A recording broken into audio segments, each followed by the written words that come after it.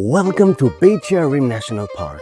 Behind me lays a tomb that may belong to one of the greatest Jewish leaders of the first millennium, Rabbi Yehuda HaNasi, also known as Rebbe. Wait, Rabbi Yehuda HaNasi, the same Rebbe who edited the Oral Torah into 6 books? He lived here in ancient Beit She'arim and began gathering teachings that, according to the Jewish tradition, were passed down from Moses to Joshua, and from Joshua to the elders, and on to the prophets, and from father to son, mother to daughter, every generation. When Rebbe moved to Tzipori, he completed the 6 books of the Mishnah around 200 CE. He was a great leader during a time of Roman persecution and exile. Rebbe knew how to skillfully bridge between the Romans and the Jews living in Judea. But what makes you think that this is where he's buried? The location of his tomb was a mystery for centuries. The Talmud tells us all about his funeral procession from Tzipori to Beit She'arim, accompanied by thousands and stopping in 18 synagogues to mourn. Wow, that's one long funeral procession. But why here? What made Beit She'arim such a special place? Great question. Beneath the ancient city of Beit She'arim was already a known and giant necropolis. Rebbe had lived here in this city, and after his burial, the site became an international Jewish cemetery. Jews from across the diaspora were brought here to be buried beside this legendary leader. Diaspora? Like Jews who didn't even live in the land of Israel? Exactly. Even Jews who lived outside the land of Israel. Many tomb inscriptions tell us where they came from and when.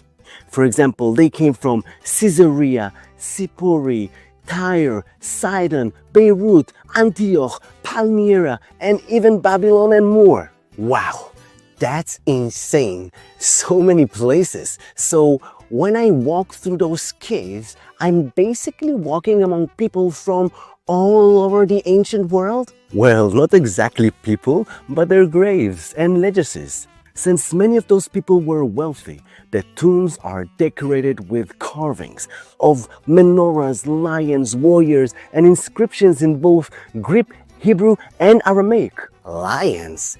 That's not what I expected in a Jewish cemetery. I thought Jews aren't allowed to create any image, especially not of animals. Correct. Jewish law prohibits making images, but it shows us something fascinating. After years in the diaspora, Jewish communities absorbed Greco-Roman influences, yet still preserve deeply religious life. I think it's a beautiful tension. Fascinating.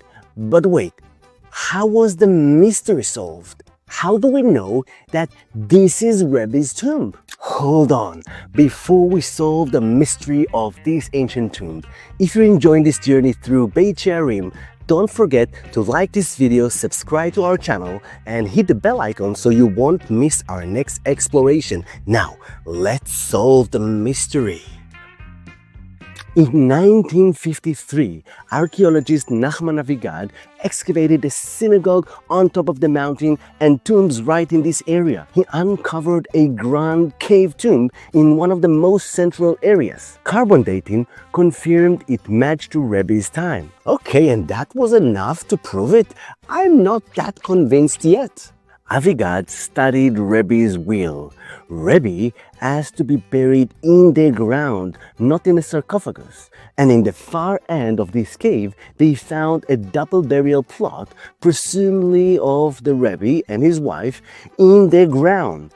That was the first major clue. Interesting, but it still could be the tomb of anyone else. Rebbe also requested that Rabbi Shimon and Rabbi Gamliel, his sons, and Rabbi Hanina Bar Chama, his student, be buried just beside him. And guess what? What? Their names were engraved on tombstones right next to Rebbe's tomb. No way. Yes way. And there's more. He asked for a Torah study center, some kind of a yeshiva, to be built on top of his tomb. And now you'll tell me that there's a yeshiva up here. Absolutely right. It's still standing right on top of this very tomb. Okay. Maybe he is buried here. I wasn't here at the funeral, but I can definitely read some clues. One thing for sure, it really is a peaceful place, like the City of the Silence. The Silent City of the Dead. Fitting name, right? I suggest let's enter this tomb. Do we have to? It's not just about bones, it's about legacy, and you can see it and feel it. Okay, but promise me, if we'll go in, we're definitely coming out.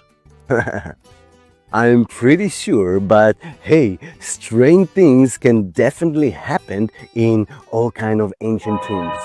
Okay, but if I don't make it out, please tell my family I love them and I was a brave explorer who went down in Jewish history. So, what do you think? Is this really the final resting place of Rabbi Yehuda HaNasi?